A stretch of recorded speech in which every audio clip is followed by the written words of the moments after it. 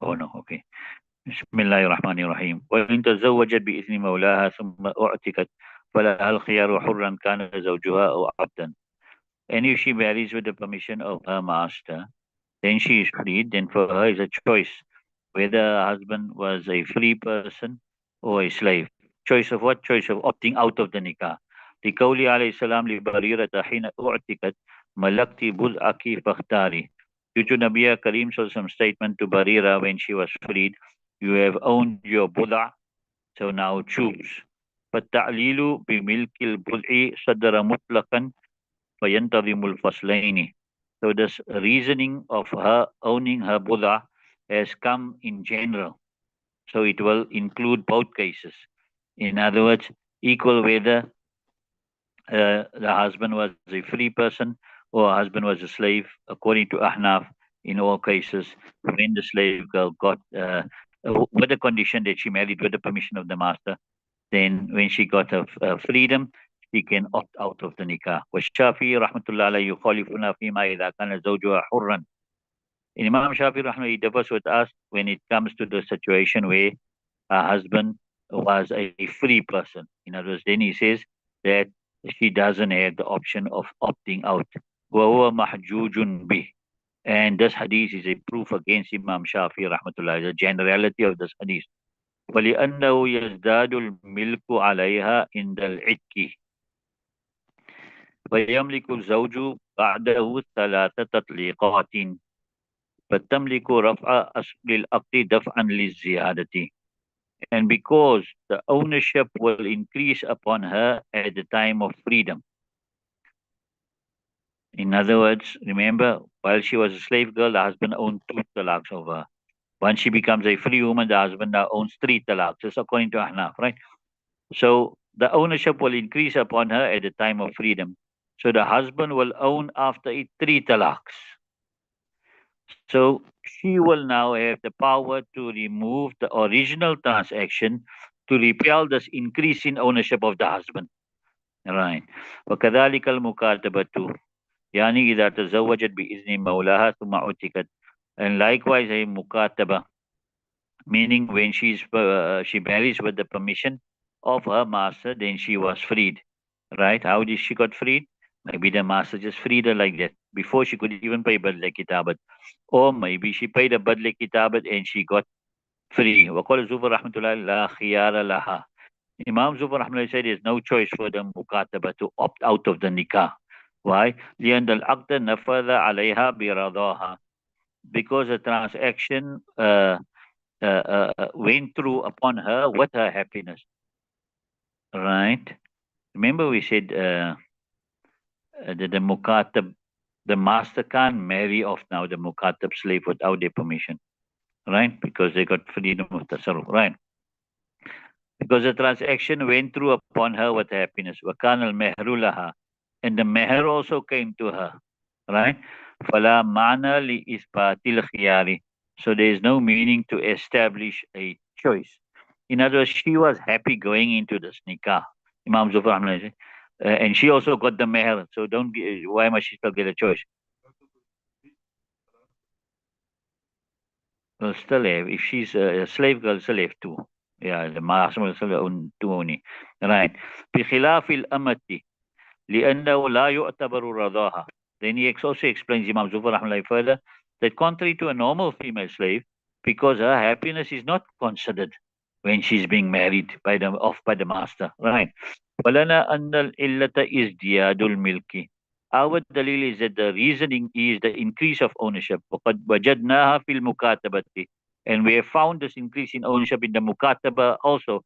لأن عدتها قران وطلاقها سنتان. Because her iddat is 2 periods, right? 2 kurus, right? Which means 2 hays, according to us, right? And her talaq is 2.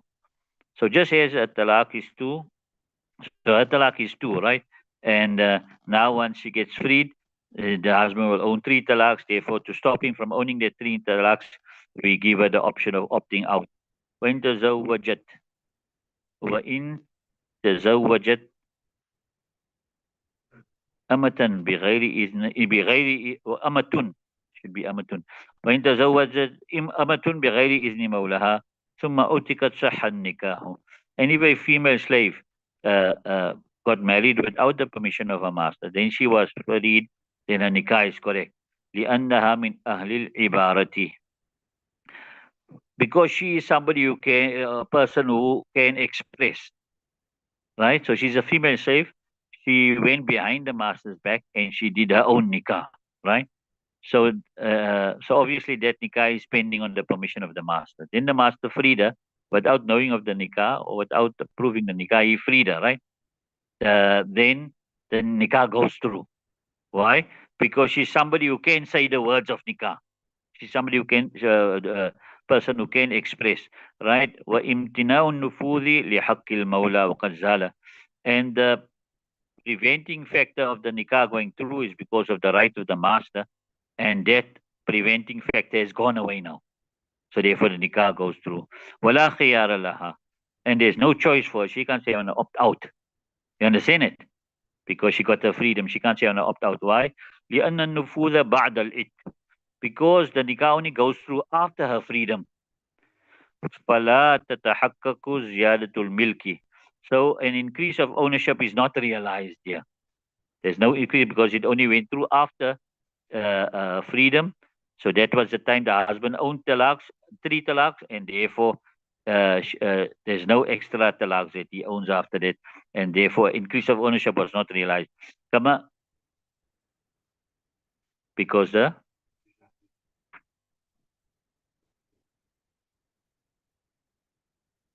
because he gets the same talaq, the 3 talaq same time, because the nikah didn't go through.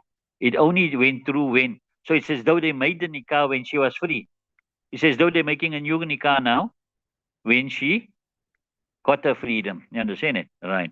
كما إذا زوجت نفسها بعد الجزيدة. Just as when she marries of herself after freedom. Right. فإن كانت تزوجت بغير إذنه على ألف.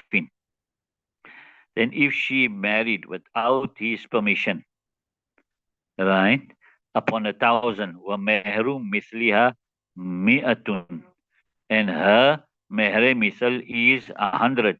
فدخل بها زوجها, and then her husband made dukhul with her. ثم أعتقها مولاها, then her master freed her. فالمهر للمولى, then the meher will be for the master. You saw what happened there now? So she went ahead and she got married without permission of master, but she had a high meher, 1,000. And her meher misal is only 100. But nevertheless, her husband made dukhul with her.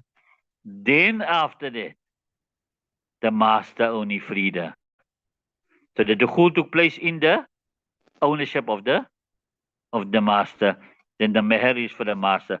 لأنه استوفى منافع مملوكة للمولى, because the husband had received in full benefits which were owned by the master, right?